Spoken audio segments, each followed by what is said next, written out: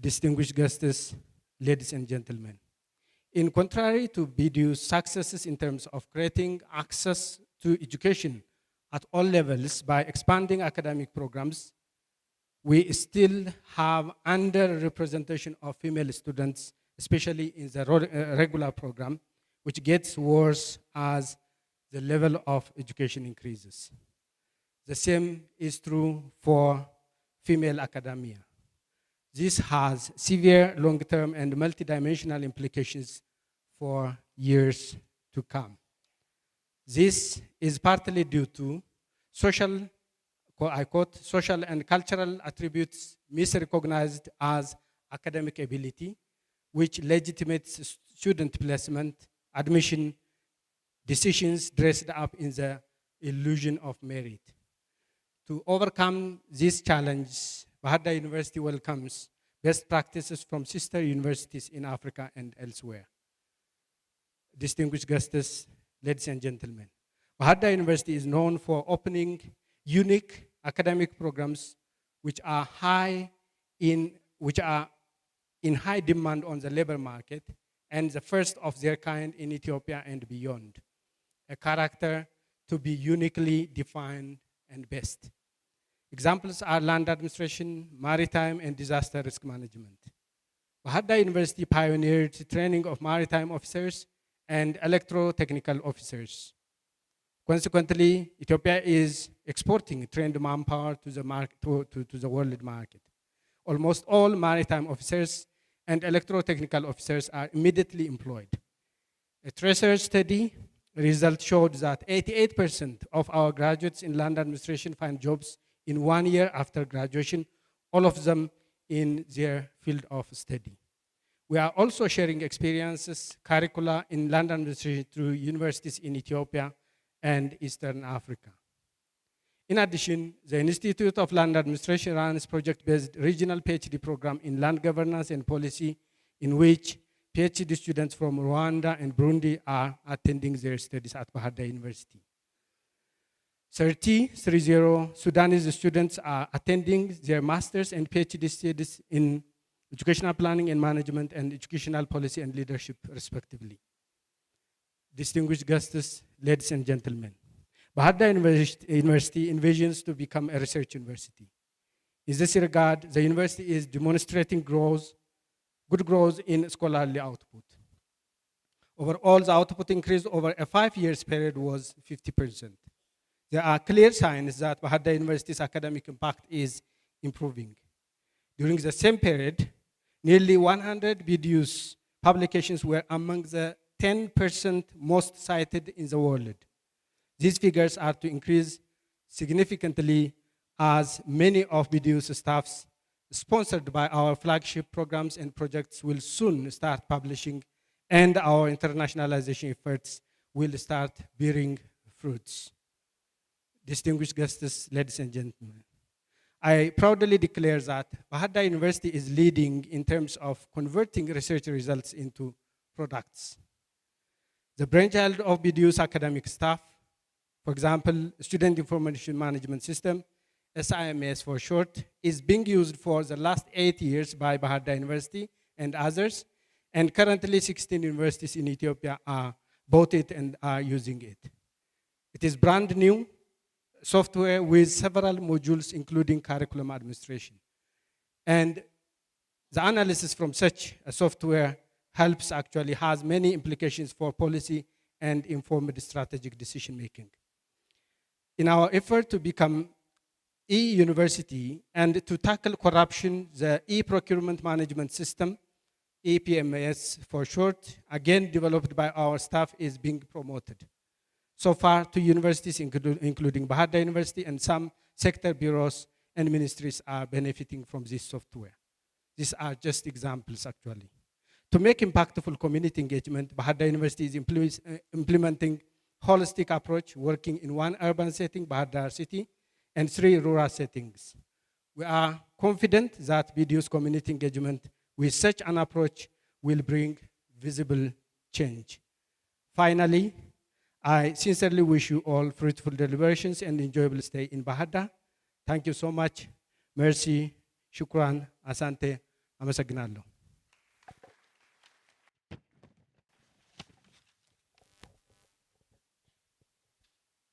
I will now introduce the panelists, starting with Professor Ahmed Bayomi from the University of Sadat city in Egypt.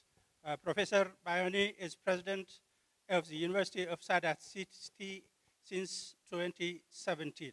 He is a professor of animal poultry, environmental hygiene, and he is also a member of several professional associations, including the Supreme Council of Egyptian Universities.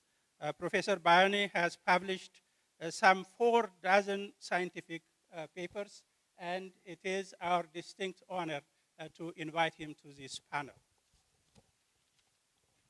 I now introduce Dr. John Purat Akec of the University of Juba.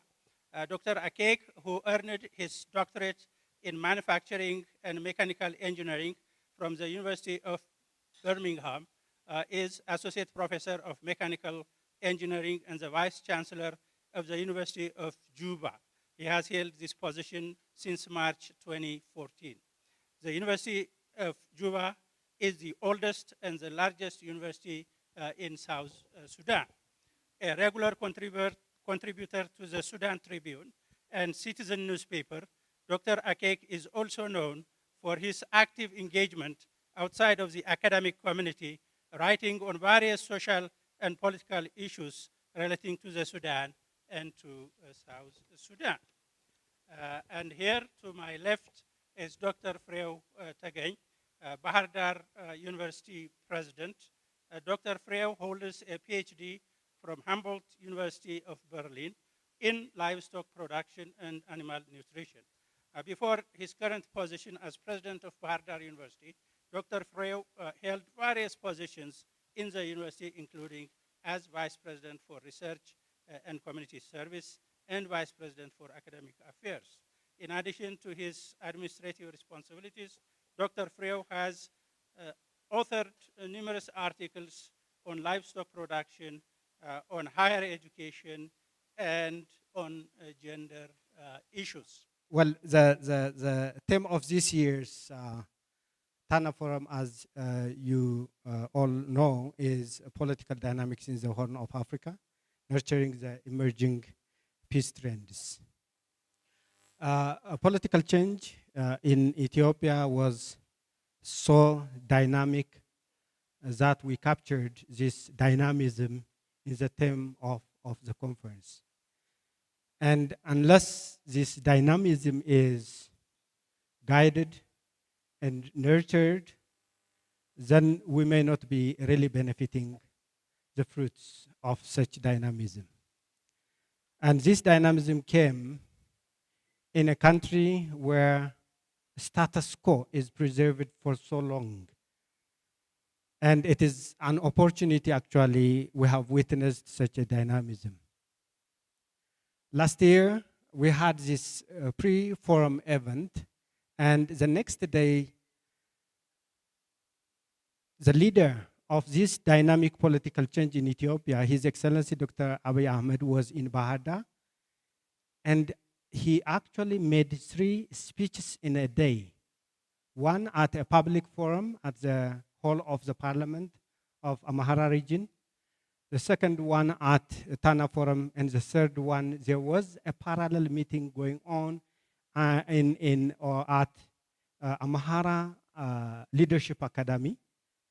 And I attended 2 of these speeches, and they were so specific, tailored towards the audience. And actually, Dr. Abiy captured Africa's imagination, to really borrow CNA's words. And in the same year, it was like a surprise for the world, including myself, that the long Cold War between Ethiopia and Eritrea was almost over in a night when he went to Eritrea. So it must be actually a long time process. but what we witnessed was like a one-day dramatic dismantling of the status quo. All these are successes we all witness, and yet Ethiopia currently is also challenged by so many issues. And these are seeds we have probably sown the last 20 plus years, or even more. There is conflict related to border, there is conflict among ethnic groups, and so on.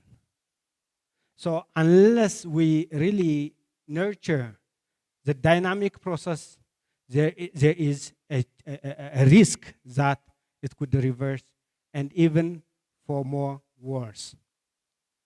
So that is my account of the phenomenon in Ethiopia. The other issue I would be touching is actually what should be done. And as a leader of a very young university, aspiring to be a research university, then I would really consider the mission of universities and what the gaps are. If we have to nurture the political dynamism, the peace process, so that we contribute to the integration and security of the region and the continent at large, then we need to do our best related to our mission. And one of that is actually capacity building. And in my opening remark, I was mentioning about the master's and PhD programs we have, and we want really to extend on that, but that is possible if we are collaborating. Collaboration is very instrumental. And when we think of collaboration, we usually think of the West, the North. But I was recently checking that some of the African universities are much better than the universities in the West. So that means we can collaborate with African universities so that we really have significant impact on the peace process, on the integration of the region and beyond. For example, I may mention about IGAD. IGAD could play a significant role in this integration of the region, the Horn of Africa, and security. But I was also reading a report, an article actually, that the major constraint for IGAD to function is financial and human capacity. And the human capacity problem comes to the mandate of the universities that we can contribute. So my appeal today to my colleagues here and other brothers and sisters attending this dialogue is actually we shall work together to fill such a gap which is in our mission. That's why we are paid for. And I think I could come back if there are questions. Probably I can add one point.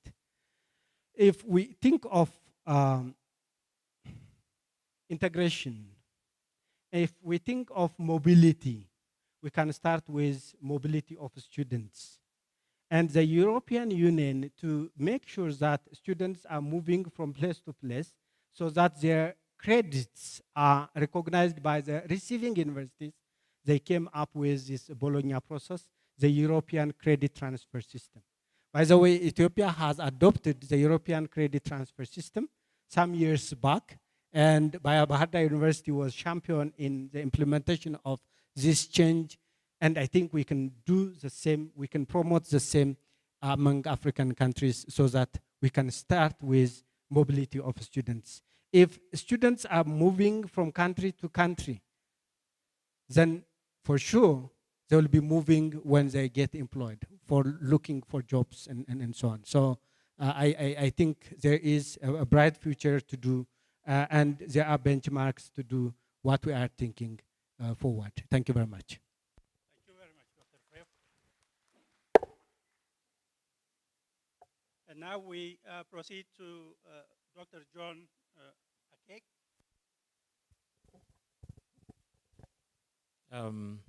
Prof. Firew Tegegne, the president of Bahir University, Prof. Bayomi, president of Sadat City University, our moderator, Prof. Shumet, and all the participants here, students of Bahir University, and distinguished participants. First of all, I really want to congratulate Bahir University for its all pioneering work to raise the human capital, especially in the strategic areas that would be important for Ethiopia to develop its natural resources. And mind you, all this massification of higher education is good news. However, one of the things that, issues that concern the trend is that a lot of young people are going to be around, educated, and about 8 million of them will graduate annually, and they need jobs. So by helping your government to have the capacity to implement projects that will create jobs and investment that will give opportunities to these young people, then that is actually bringing peace about. So congratulations for what you are doing. You really are a good role model for all of us. Now, for me here, I have 10 minutes, and already I've spent 2. And I'm going to just, in a way, give us, I know there are young people here, and so, I just want to go quickly about what is happening in the Horn, these countries which we call Horn of Africa, and then talk a little bit about current developments, things that happen we didn't expect, but to see them in our lifetimes, but they do. And then the importance of economic integration. And then I would like to talk about institutions, how important they are in stability of a country, any country. So we begin. Of course, we know this place has been mired in wars, and the Horn of Africa, which includes Sudan, Ethiopia, Eritrea, Somalia, Kenya, Djibouti, and so forth. Now, we know big wars have been fought between, and 2 members became independent. South Sudan broke away from Sudan, but we didn't go anywhere. And Eritrea also broke away from Ethiopia, and yet they did not go anywhere. And the problem didn't end. In fact, for South Sudan, like Ethiopia, 6 months into our independence, and a war broke out between us. It means really it's not as easy as just having your own country. And also, whatever happens in our countries, you find that everybody's concerned. Like what has been happening in Somalia since early 1990s, it creates polarizations. There will be those who are actually standing with the opposition. There will be those who are standing with the government. The same thing in South Sudan. When war in 2013 broke out in South Sudan, all the neighboring countries lost people there. Either they were business people or they lost their properties and so forth from all the countries surrounding us: Ethiopia, Eritrea, Sudan, Uganda, and Kenya. So it means, nobody is an island anymore.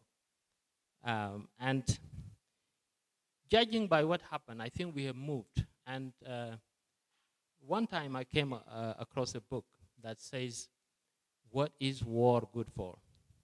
So it's paradoxical that actually sometimes if we need good things to happen, we need to go to war.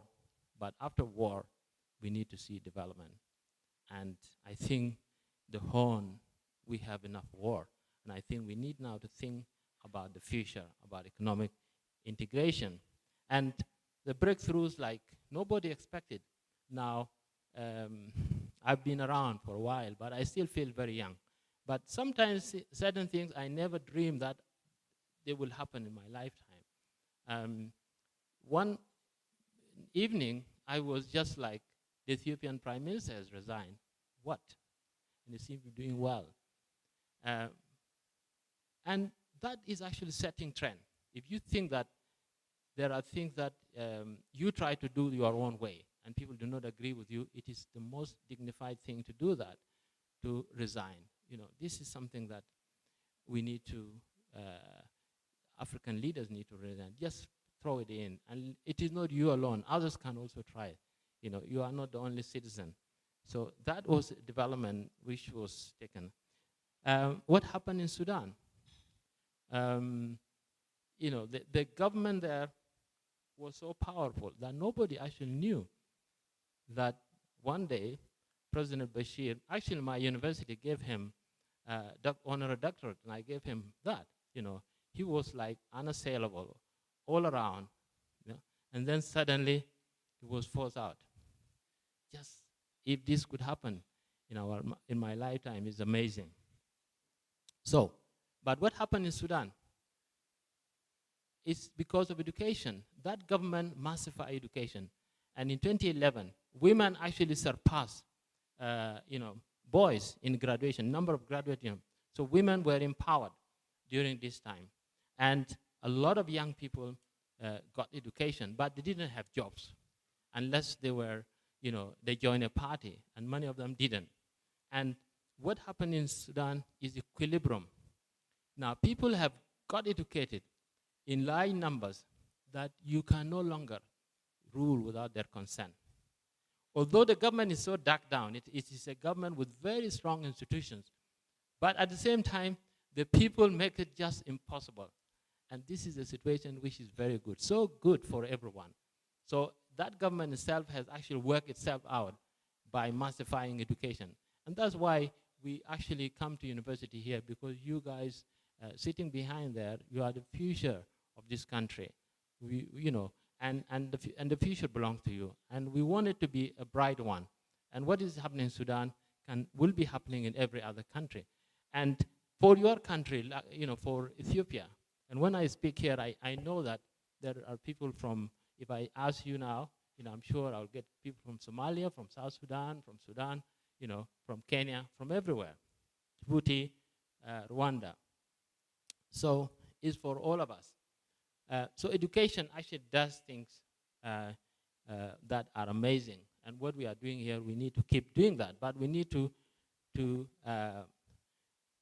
create jobs. Again, in South Sudan, there was a peace last year, last September. Again, nobody expected that. And because the neighbors, Ethiopia, Sudan, Kenya, Uganda, were all there through IGAD and also other levels. So those are good developments. And also the relationship between Eritrea, and for us it was amazing for this to happen. And so a wonderful thing can happen in our lifetime we never dream of. So good for us, because if Eritrea and Ethiopia are not, and we have relationship with both of them, it makes us in South Sudan very uneasy. It makes it very uneasy for Sudan. It makes it for Kenya, for everybody. And when brothers, can actually approach one another. So these are amazing things that have happened. Economic integration, of course, I have mentioned it. It allows people actually to move easily. There's nothing better than to take your luggage, get your ticket, and go to the airport without actually spending 3 days in an embassy, to go to your neighboring country. It actually makes business easy. Something that appears suddenly, then you can suddenly pursue your interest. Cultural exchange. When you go around, you are actually eating, mingling with people, seeing things, and you go back enriched and strengthened and well informed. And it actually improved the quality of your trade. We all have different things we can actually buy from one another. And it has been proved that trade is one of the ways of creating wealth for people. When people trade, they get richer So it is important that the barriers for the movement, for the trade, and things like customs need to be looked into. I have been looking at some of the studies here, and they found that there are really, we are still halfway in terms of allowing people, and we have different regional economic bodies, and in West, East, and South, and Central Africa, with different level of integration. So that thing needs to actually continue. And although we know that they are all connected, if there is peace between neighbors, peace within the country, then it makes it easy for us to do business. It makes it easy for us to sit together in places like this without anyone being uncomfortable. And so we grow together. So it is very important that our countries are well managed so they do not become a liability to the neighbor. And that brings me to the last point. And that is the importance of institutions. I have, coming from South Sudan, and seeing that all the troubles we have actually found ourselves in, I find that we are missing 5 pillars of a functioning state. One is that you must have competent civil service. And those are the people running the council, those people working in, clerks, undersecretaries, and what have you. They must be competent. They must not be appointed politically. They must be very clever guys, very gifted guys, independent, ready to give advice. It is the competent civil service that turn all the slogans that the politicians have into projects, into dreams that you want. They can actually be. But if you don't have good civil service, whatever speeches you make, whatever slogan, it will never be translated. And we are actually feeling that in Sudan because positions were filled based on political consideration, not on. The other thing is there must be kind of centralized planning that we all agree what do we need to have so that planning is coherent. This is missing and is in South Sudan, and it's one of the biggest problems. Any minister can come with a project in the middle of financial year, take it to the cabinet, is approved, and then no money is paid because it was not really, it wasn't something that we all agreed on. It must be coordinated government, which means everybody is doing something, playing by the rules, and nobody goes out of budget, and anybody deserving should do what has been agreed. So the ministers are actually, they do not make plans, they implement plans. And then there must be taxation.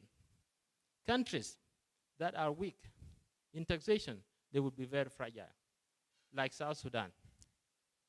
And to some extent Sudan, because they rely so much on oil and they neglect, or when actually they tax, they do not tax enough, because taxation is a tool to distribute the wealth between people. And then education is very important, including the provision of skills, because those are the ones that would. But for me, civil service is the alpha. But of course, it needs political will to create that civil service. So we move around the circle. And I want to congratulate Ethiopia again for Civil Service University. I want to congratulate Ethiopia again for revenue mobilization. You are not missing out on that. And you are really doing well in most of the things I have said. But country like South Sudan, I don't know about Somalia, whether this is the case, I wouldn't speak, but they are lacking. And so we will remain a liability for the neighbors. And so what you are doing by training some of the students here, I mean, you are actually helping to solve this problem. I end here. Thank you.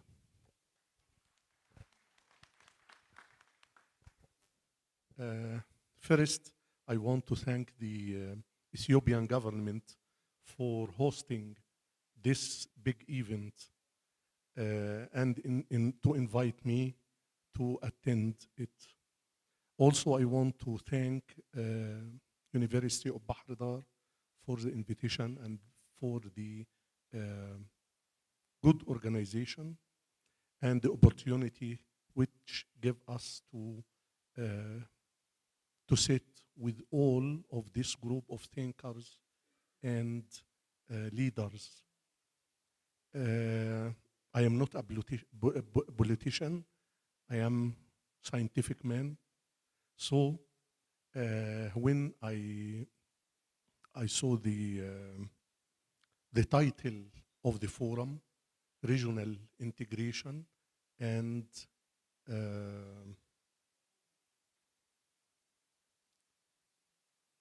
security, right? Okay. So when we talk about security, what is meant by security? What we mean by security? I think each one of us has a special meaning for this word. So we should define first what we mean by security, what we want from discussion of security. This one. Second thing, the social or the regional integration. The regional integration in which aspect? There are many aspects to discuss in regional integration. This is very important. We have many aspects, scientific aspects, health aspects, food security aspects, political aspects, economic aspects. So we have many things to discuss in such meaning of these terms. Of course, we came here to discuss the issues related to Africa, our continent. So Africa is very rich continent and at the same time very poor continent. This contradiction. So we need to improve our integration. We need to improve security in all meanings of security, because Africa in many countries suffer from instability and the conflict between different countries. So what we mean by security, this we should discuss. Africa suffers from poverty, less education, low standard of life, outbreaks, lack of food, lack of infrastructure, and these all are challenges to us and to our continent we should discuss. As people in the higher education and leaders of higher education institutions, we look from our view, from our point of view to the problem, how we can help our continent in these problems. This is very important. Dr. Firew talked about the mobility. Mobility is part of internationalization of the universities. And mostly, if we talk about mobility of students or staff, we prefer to go to the north, not to the south. So mostly we go to Europe, to America, and so on. So how we can improve inter-African mobility of students and staff. In Egypt, we work a lot in this direction. We have many free scholarships for the African students, and even in my university, I have such scholarships, and every year the government double or triple these scholarships. And we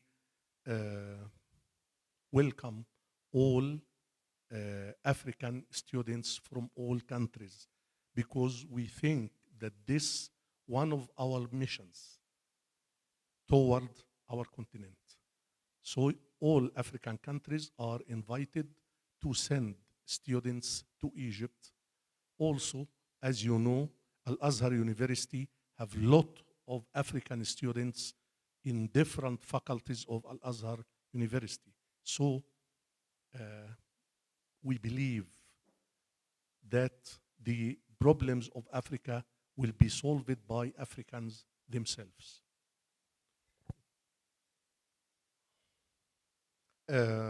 Also, I think we talk about integration.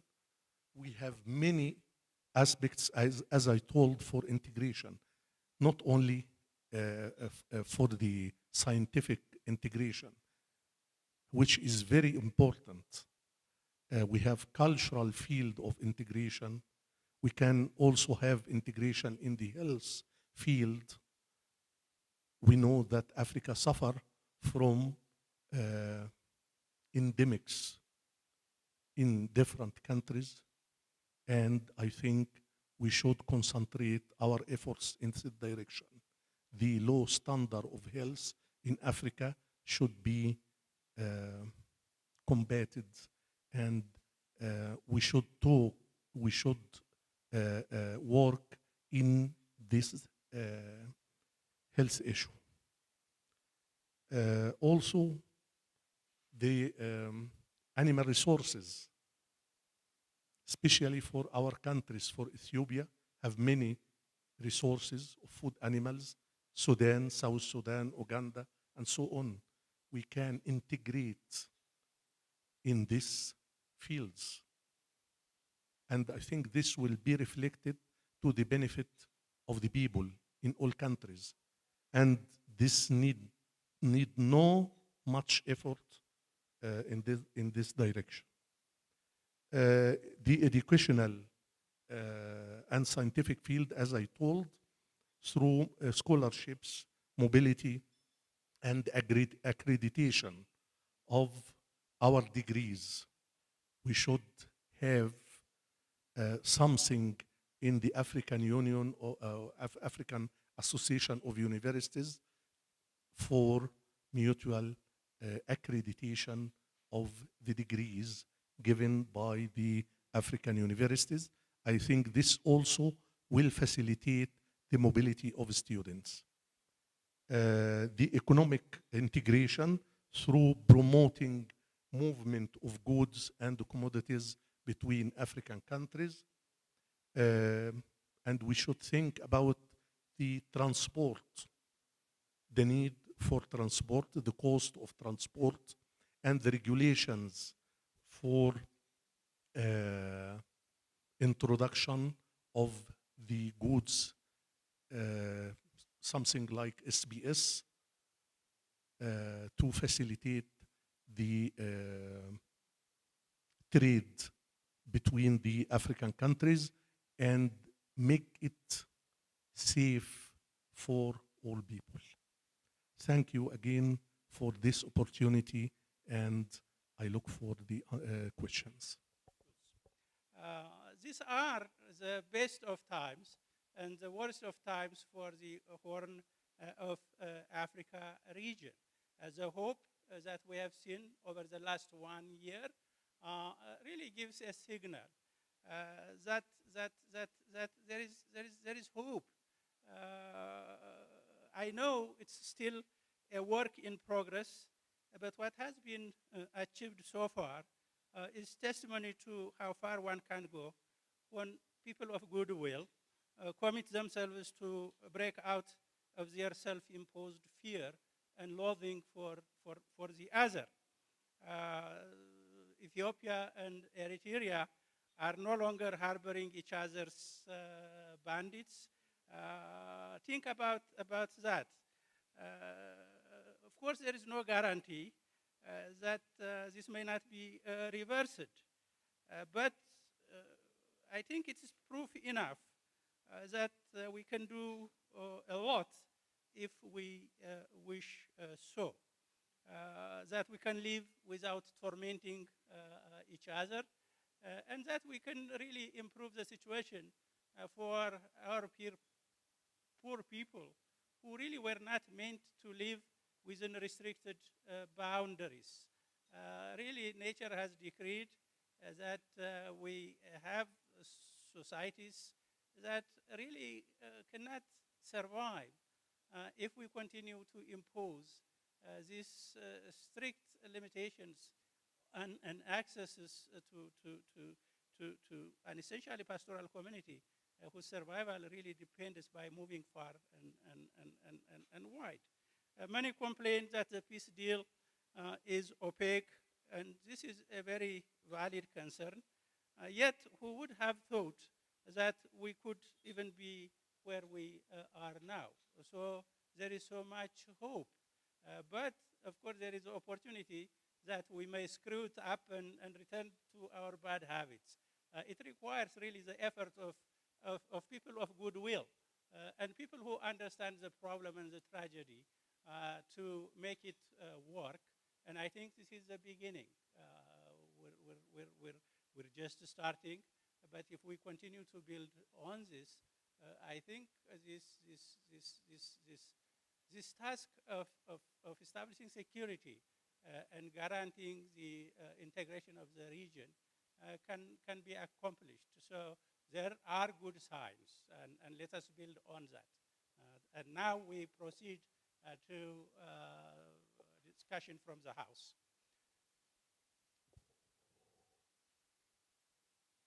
Questions from the audience, and I would like someone to.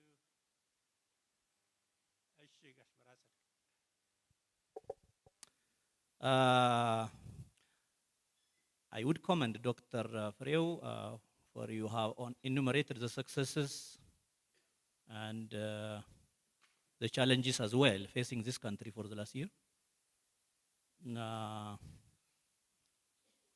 Yes, we have many challenges, profound challenges ahead. We need to settle that. But I have to ask you for a bit of elaboration why you said African universities are better than those in the West. One. Second, integration has more to do with proximity of one another. And although African countries are very much bounded, they don't seem to integrate with one another. They always prefer to integrate with the universities across the world. In fact, if Africa has to take a good example of integration, it has to count on the Ethiopian Airlines, okay? Ethiopian Airlines is the only model for Africa which is trying to integrate Africa, actually. As to Akec, let me not doubt when you say it must be from heart, actually, I would say. Countries, small states, always aspire to break away. But you said none of them goes anywhere. Absolutely right. Both South Sudan and Eritrea have broken away, and of course, a lot of bloodshed has gone in order to achieve this breaking away. But as you said, I agree with you, and this House agrees with you, I believe. Little seems to have been achieved by that breaking away, because breaking away is more than saying a country has been liberated from the colonization of this or that country. Thank you very much. I have a very small question. How have you thought about integration and cooperation among academicians?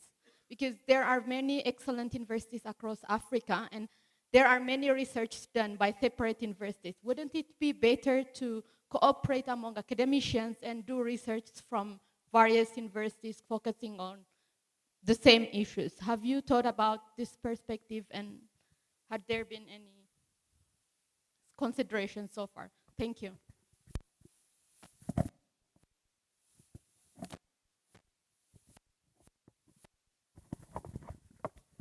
Okay. Thank you very much for the chance. First of all, I would like to thank the university for hosting this important event. I would like to reflect my opinion. The three speakers, I think you gave us what is going on in the political dynamics in the Horn of Africa, major issues and challenges and other things. Now, I think there are positive developments going on in the Horn of Africa. There are several positive developments, just to mention like the peace and development between Eritrea and Ethiopia, and the signing of a peace agreement in South Sudan, and some positive reform going on in Ethiopia. These are some of the positive developments. But there are also challenges going on in the Horn of Africa, like internal fragility and displacement, lack of inclusive agreement, government is a major challenge. Emergence of ethnicity as a political tools is also another challenge, and competition for political influence and economic and political influence in the region, particularly those external powers. I just want to ask the three speakers, what is the implication of this, particularly militarization of the Red Sea? Militarization of Red Sea in the regional integration and security. Because of proximity to Red Sea, I think the Horn of Africa is strategic. So their militarization is going on. What is really the implication for this regional integration and security? This is my first question. The second is, there is still overlap between IGAD membership and East African community, like Kenya, South Sudan, and Uganda. They are members in both associations. No? So, what is the implication for establishing a strong economic integration and security? This is my opinion. Thank you. Question and opinion. All right. Of course, I talk on my own right, but professor at Bahir University as part of cooperation with my Erasmus University of Rotterdam. I think I have my opinions, not a place to express them, but I want to ask the panelists about whether and security are prerequisites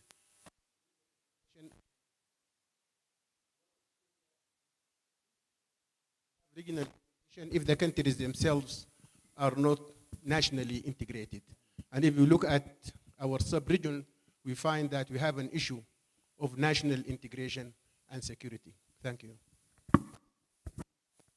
Okay, thank you for the chance. First of all, I would like to appreciate the representation of the speakers that we have. You are from Egypt, Ethiopia, and South Sudan.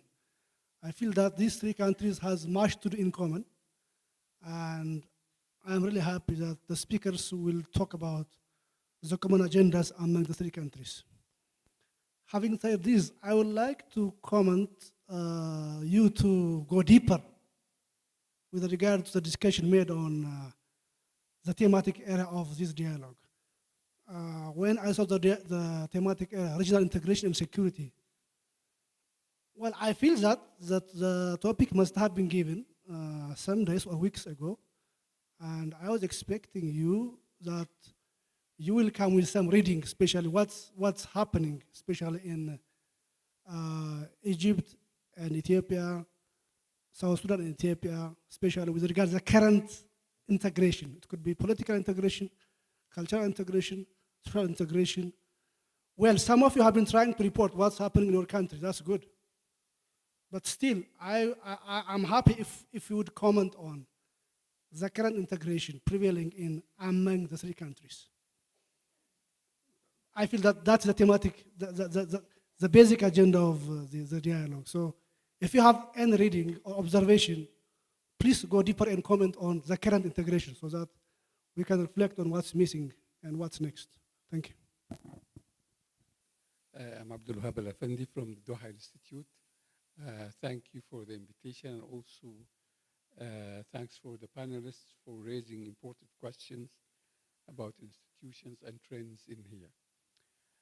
I'd like to follow up on the issue, I think, which probably usually neglected, about the insecurity of integration itself. Sometimes integration in the region here has led to friction. And the very fact, for example, that some countries, the countries of the region, and also regions within countries, have been experiencing disintegration rather than integration, has important issues about not only how to deal with integration, because a country is usually an integrated entity. And this I follow on the point made by Muhammad Saleh. If the country is an integrated entity, how does it disintegrate? And usually it is because of the point, I think, which John has raised about the institutions and the lack of inequity in distributing the resources which come out of the either integration or the national economy. And this is an important issue I might elaborate on later, but I think it's very important and should be looked at. Integration is not always, we look at Brexit now in the UK. They are suffering from integration. They're complaining about integration. And we are at one point we have been looking at the EU as the model of integration, at the model of regional integration. How it has come to this, also we have to learn our lessons from what happened between Ethiopia and Eritrea, what's happening in Sudan, what's happening in other countries, that there are risks in integration. Thank you. And I am Japanese ambassador to Africa. And and important points in the panel discussion, mainly the importance of the education for peace. And also I understand that whole African way or African solution for the African problem was very much insisted. Now, let me propose some, let's say, naive and but maybe a delicate question, is that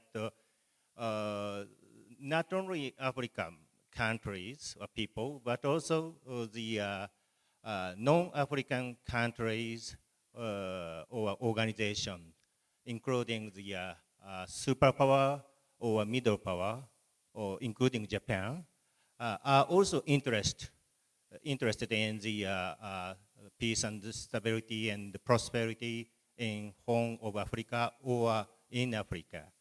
Now, and Japan would like to support strongly the peace and stability in Horn of Africa or in Africa as a whole. The question is that how do you think about the role countries or organizations who are interested in Horn of Africa or Africa as a whole? Thank you. This goes to the three vice chancellors. here in this country, we don't call them vice chancellors. We call them presidents, whatever the name. I used to remember that there was a vice chancellors forum for the Nile Basin countries that was aimed at exchanging on issues of curricula, exchange, institutional development. What happened to that initiative? Particularly, Dr. would respond to that. Thank you very much. So my question is, you as vice chancellors or presidents of a university, now you're talking about regional integration. My question is, how much does that mean, or how much do you think about it whenever you do your strategic thinking or strategic planning that affects your universities, or whenever you're running your universities, how much does this regional integration involve in your planning? Thank you. My question is, can this topic be a concern, a current concern for the Horn of Africa? Can this regional integration be a concern of the Horn of Africa, of the state and its people? Look, Ethiopia has some problems. South Sudan has some problems. And the proper Sudan also has some problems. Somalia has some problems. Is it the right time to talk about regional integration? If it is possible, which way is better to get this regional integrations without maintaining national integrations, without ensuring national consensus in different institutions and systems?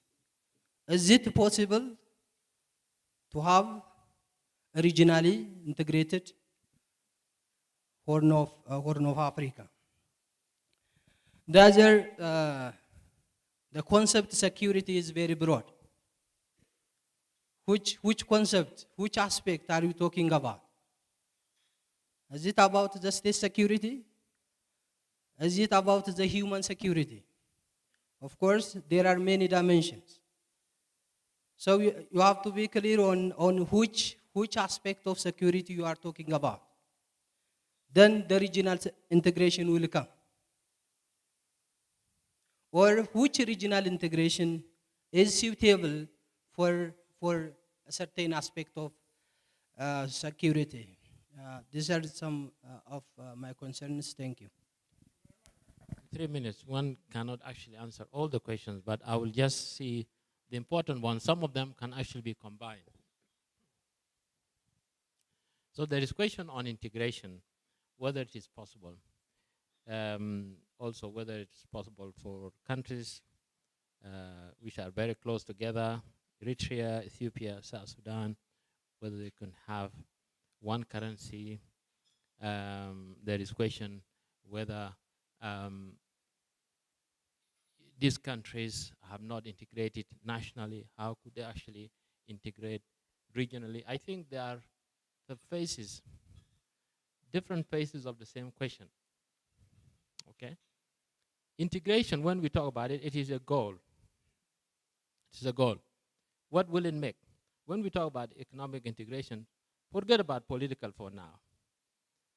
It's a goal of being able to move, I said, easily, being able to do business easily, being able to find job, across the border, in the next neighboring countries, to have tourism flourishing. It's a question of, when you are able to trade, and when we talk about integration, is, do you need, I know that Ethiopia has now made it a point that any African can get, a visa at the point of entrance, which is good. This is a good step. Kenya used to do that, and they exempted Nigeria. And Nigeria was very angry. Okay? They said any African can come except, I don't know what they feared about Nigeria. Although they are a big market, they have pockets, big pockets. Eventually, they allowed that. And now I can go to any of these East African countries, like I did today, and I was just coming. I went to Rwanda, it's the same, Tanzania and so on. So that is one level.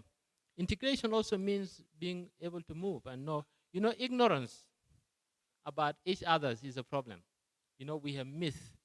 And I remember when I was growing up, even certain tribes within my country were believed to be, people eaters, you think that tribe, they will actually eat you. They turn into lions at night, and the kids grow up fearing each other. It is the fear of the stranger and so forth. Fear of terrorism now is another thing, if you come from this country, you are likely to be a terrorist, and people are scared of that. So that is level. So it is a goal. It is a goal, how easy we will be able to move forward. And why are we not doing it immediately? Yes, we are at different levels of development. So we need to take a step to solve our internal issues, but also towards integration. You have a neighbor, you have business, you have interests that you need attention today. It cannot wait for tomorrow. And the problems of national integration will always be with us. There is no one country that has no problems, internally or externally. Problems will always be with us. But problems are opportunities. The tensions are opportunity to find solutions. So that is what I will say on that. And what has, there's a question, what has South Sudan and Eritrea achieved through that? Yeah. Again, this is a result of tensions. And when these tensions are not resolved, there will not be any stability. Just before the South Sudan got its independence, I actually wrote an article which I said, South Sudan need to go in order to be united with what? With Sudan. We need to be free first, yeah? Miss the big house, move around, and then miss what we missed there, okay? But then we come here. When we come back, we are not being forced. We come to do economic integration. It is now, we are combined, it is of interest. And I think the same thing now is obvious to both Eritrea and so on. So there are grudges that need to be resolved, and until they are resolved, there will not be stability. And then you open the door, but the person will actually come back. So it is not, it is something that needs to happen. And I said earlier, wars, a professor at Stanford University said, written a book, that war, what is it good for? And it's very intriguing. He said, war has done a lot of good things for the world. Big wars that have been fought in Europe, and also civil wars and so forth, they are necessary. If you have a neighbor and you are all insulting yourself, you need to get rid of that energy. You go to the field and then come back and be good friends. So, I think this was a step that we need to do, but now we are getting back. We have enough of wars there. So I think, this is what I can say. Integration is the goal, and also it must not wait. And we cannot do it today because we are at different, speed.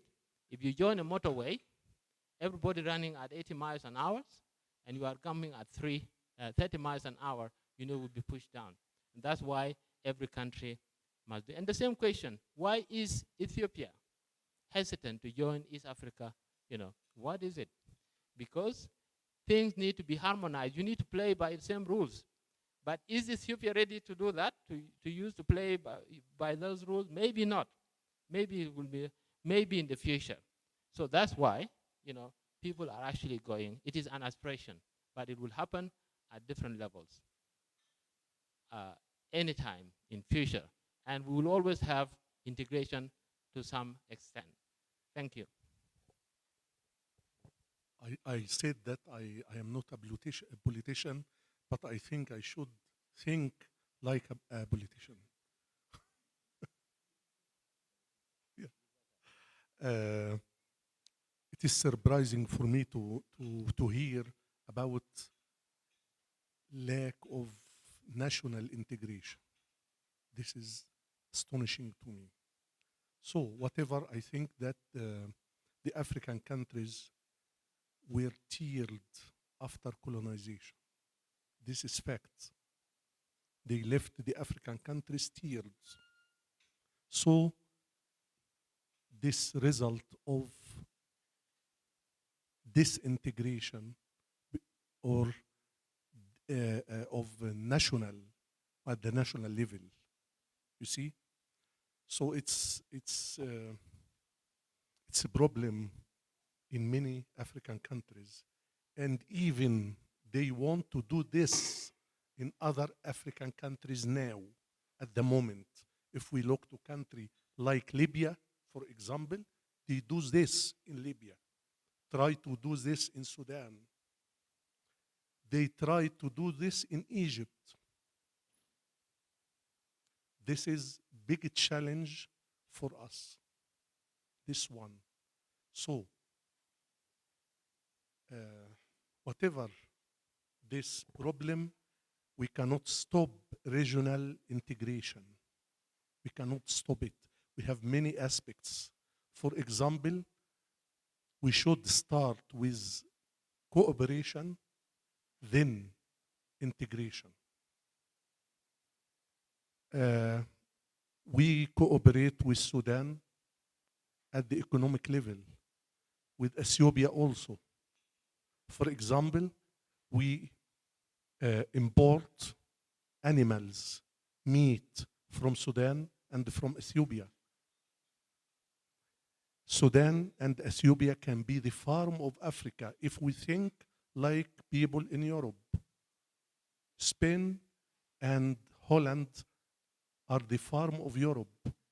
So why we don't think like this? I think when integration or cooperation between us in this manner, it will be beneficial for all countries. And we should look to the things which gather us, not to divide us. Thank you.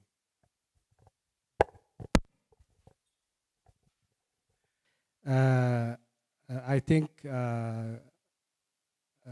for the first Marahazid, yes, we may not be balanced enough in terms of addressing both integration and security, and at some related that addressing one could really address much of the rest. So I cannot questions related to the concept aspect.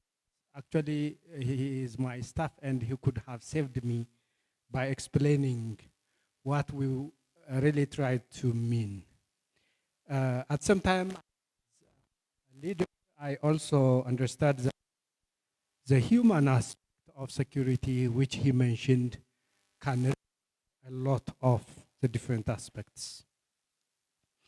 I am very sorry if I was understood as saying African universities are better than those in the West. National integration is at stake. Are valid questions and observations, and it is really very important to consider. And I use the medicine metaphor that if a person is, or if an animal is sick, and if the disease is contagious, then that animal is killed so that others are safe. So if a country is integrated within, so we cannot really talk about integration at a regional level or a continental level. Ethiopia is championing this integration. I know, for example, I witnessed last year that the Prime Minister came with Eritrean President Isaias Afwerki and President Formaggio of Somalia to open my hospital.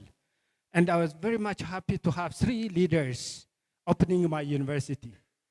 But in his speech, he surprised me that there will be time that only one leader will open such a facility.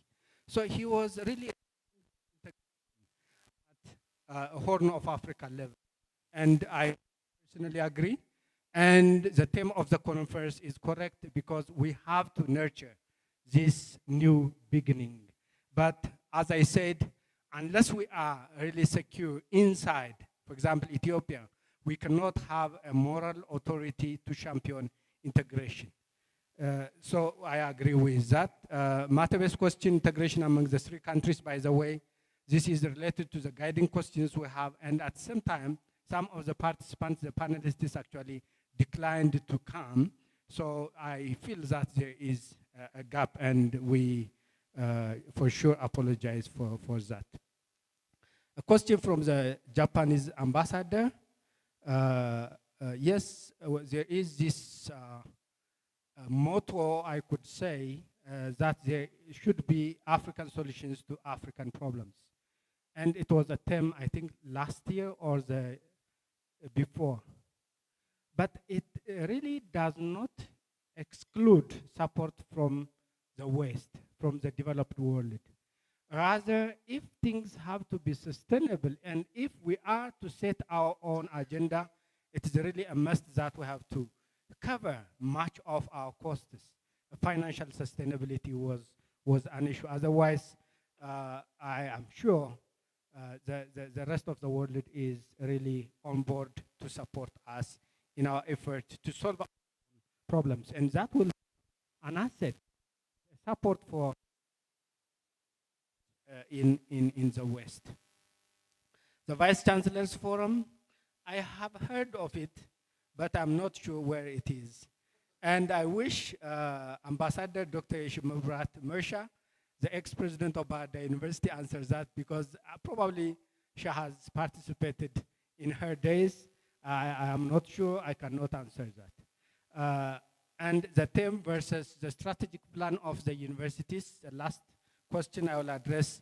Yes, if it comes to Bahir University, internationalization is high on the agenda, and Bahir University is actually the only university having this as a vice president position level. So we are really trying to address that in our strategic plan. Thank you very much. All right, thank you very much. Peace, security, and regional integration are really existential issues for our region. Of course, there is the elephant in the room, and that is how can regional integration be attained without national consensus and national integration? This is a valid question, but at the same time, we must also recognize that regional integration, some harmony with neighbors, also helps to establish the peace at home. Many of the centrifugal forces in each country are harbored in neighboring countries. If that stops, that is a step towards national integration as well. So I think these two issues, national integration and regional integration, feed on each other. And when we achieve one, we're supporting the other as well. Either way, we seem to be at a time when there is so much hope and so much opportunity. But of course, we need to seize the moment before the enthusiasm and the dynamics dissipates. So I now thank our distinguished panelists, and most importantly, I thank you, the audience, for your patience and for your contribution. Thank you very much.